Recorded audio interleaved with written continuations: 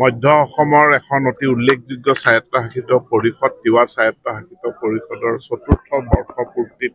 আমি তেওঁলোকৰ বাবে নিৰ্মিত এটা নতুন প্ৰশাসনিক ভৱন আজি মই মন্ত্ৰী পীযুষ হাজৰিকা বিধায়ক ৰমাকান্ত দেউৰী বিধায়ক অতুল বৰা ডাঙৰীয়া আমি এই ভৱনটি উন্মোচন কৰিলোঁ আৰু তিৱা স্বায়ত্তশাসিত পৰিষদখনে এই নতুন প্ৰায় 5 কোটি টকা ব্যয় সাপেক্ষে নিৰ্মাণ কৰা কাৰ্যালয়ৰ জৰিয়তে মৰিগাঁৱত তেওঁলোকৰ স্থায়ী কাৰ্যালয় হ'ল পৰিষদখনো স্থায়িত্ব পাইছে গতিকে মই তেওঁলোকক অভিনন্দন জনাইছোঁ আমাৰ প্ৰথম গুণোৎসৱৰ প্ৰথম দিনটো হ'ল স্বমূল্যায়ন ইয়াত স্কুলসমূহে বিদ্যালয়সমূহে নিজে নিজৰ মূল্যায়নখিনি তেওঁলোকে কৰে অহা কালিৰ পৰা বহিৰ্মূল্যায়ক বা এক্সটাৰ্নেল ইভালুৱেটৰ আহিব আৰু এই প্ৰথমটো পৰ্যায়ত আমাৰ প্ৰায় 15,000খন বিদ্যালয়ত মূল্যায়ন হ'ব আৰু মই সকলোৰে সহায় সহযোগিতা কামনা কৰিছোঁ স্কুল বিদ্যালয় এৰা নাই মানে এই বিদ্যালয় এৰিছে বুলি ক'লে কথাটো ভুল হ'ব আগত আমাৰ যি বিদ্যালয়ত কিমান ছাত্ৰ ছাত্ৰী আছে তাৰ ডাটা আমি যিটো সংগ্ৰহ কৰোঁ তাৰ এটা বেলেগ ধৰণৰ প্ৰক্ৰিয়া আছিলে এতিয়া আমি ইয়াক ফাইন টিউনিং কৰিছোঁ আমি শিক্ষা সেতুৰ সৈতে কৰাৰ জৰিয়তে আমি ডাটা সংগ্ৰহ কৰিছোঁ আৰু এই ডাটা সংগ্ৰহ কৰোঁতে পূৰ্বৰ সংখ্যাতকৈ কিছু সংখ্যক কমি গৈছে সেইটো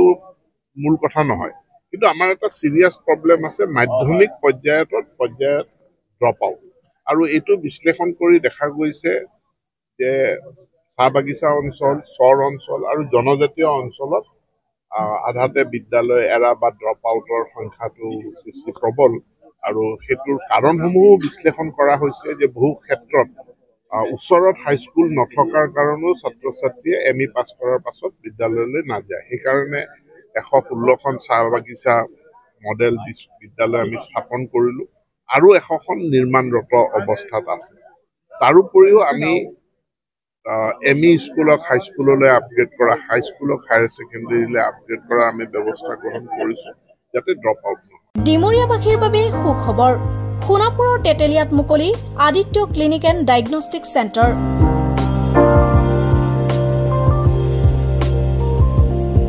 য'ত ৰোগীৰ বাবে উপলব্ধ pharmacy digital x ray super speciality OPD clinic day care centre ECG 2D echo endoscopy holter study ultrasound 2D 3D PFT TMT EEG বিশেষকৈ হৃদৰোগৰ সকলোবোৰ পৰীক্ষা নিৰীক্ষা কৰিব পৰা ব্যৱস্থা উপলব্ধ আদিত্য ক্লিনিক এণ্ড ডায়েগনষ্টিক চেণ্টাৰত উপলব্ধ উন্নতমানৰ মেচিন দৈনিক 8 বজাৰ পৰা সন্ধিয়া 5 বজালৈ অভিজ্ঞ চিকিৎসকে প্ৰদান কৰিব চিকিৎসা সেৱা উপস্থিত থাকিব বিভিন্ন গুৰুত্বপূৰ্ণ বিভাগৰ চিকিৎসক যেনে মেডিচিন সাৰ্জাৰী গাইনী শিশুৰোগ বিভাগ আৰু অন্যান্য যোগাযোগৰ নম্বৰ 93655600093 অথবা 6002154585